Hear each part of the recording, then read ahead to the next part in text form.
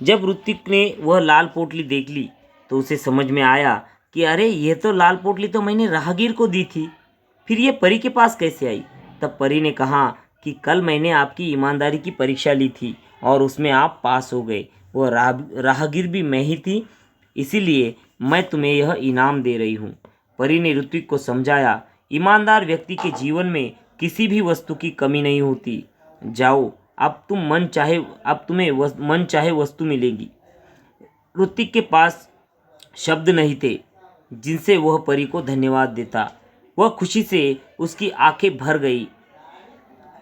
वह लाल मखमली पोटली ऋत्विक ने अपने घर जाकर अपने माँ के पास दे दी। उसकी माँ उसके समझ में यह नहीं आ रहा था कि उसका बेटा उसे क्या दे रहा था। उसकी माँ के समझ में नहीं आ रहा था कि उसका बेटा उसे क्या दे रहा था। जब माँ ने वह पोटली खोलने लगी तब पोटली कई गुना बड़ी हो गई। उसमें से सुंदर सुंदर पुस्तकें बाहर आ गई। पुस्तकों का ढेर देखकर उसकी माँ अचंभित हो गई, हैरान हो गई, चकित हो गई। माँ ने पूछा, ऋतिक, ये सब क्या है? तुम्हें ये सब किसने दिया? तब ऋतिक ने पूरी हकीकत, जो कुछ हुआ था, वो सारी सच्चाई उसने अपनी माँ को बता दी। और अब ऋतिक ने मित्रों के लिए बहन कृतिका की सहायता से एक पुस्तकालय खोला। वहाँ सभी बच्चे आकर अपनी मनपसंद पुस्तकें पढ़ने लगे। उनको पूरा गांव पुस्तक मित्र के नाम से जानने लगा।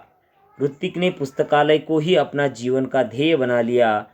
उसका सारा समय पुस्तकों के बीच ही बीतने लगा और वह अपने मित्रों को, आसपास के गांव वाले लोगों को किताबें पढ़ने के लिए देता था। एक दिन पुस्तक पढ़ते पढ़ते ही ऋतिक की आंख लग गई।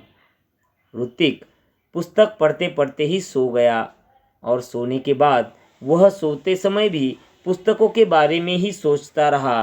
तब देखता क्या है कि पुस्तकें उससे बात करने लगी। उसकी आग लगने पर उसको एक ख्वाब गिरा। एक स्वप्न में उसको किताब बात करने लगी थी। किताब ने पूछा, एक पुस्तक ने पूछा, ऋतिक, अगर तुम अपने जीवन में बड़े आदमी बनोगे तो क्या तुम हमारा साथ छोड़ दोगे? देखो, वह पुस्तक के बारे में सोचता रहा, इसलिए पुस्तक उसके ख्वाब में भी आई और सपने में पुस्तक ने उसे पूछा कि ऋतिक, तुम जब बड़े हो जाओगे तो क्या तुम हमारा साथ छोड़ दोगे? क्या हमें भूल जाओगे? हमें भूल जाओगे? ऋतिक ने कहा, नहीं नहीं, अब तो तुम मेरे जीवन के साथी हो चुके हो, मेरे मित्र हो चुके हो।